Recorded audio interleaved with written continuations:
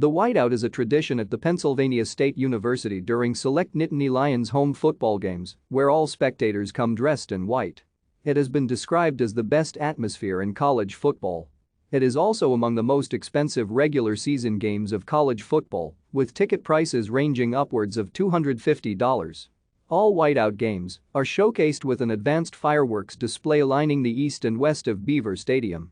During these games, Zombie Nation's Kernkraft 400 replaces Fight On State as the fight song after Penn State scores.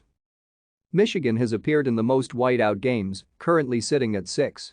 Ohio State has appeared in the second most with 5. 6 other teams have each made a single appearance, of which only 3 were not members of the Big Ten Conference. In 2002, leading up to a much hyped-up game against Nebraska, there was a fear that a sea of red would overtake the stands in Beaver Stadium. An email began to be circulated amongst Penn State fans to both wear blue to the game and not to sell their tickets to Cornhusker fans.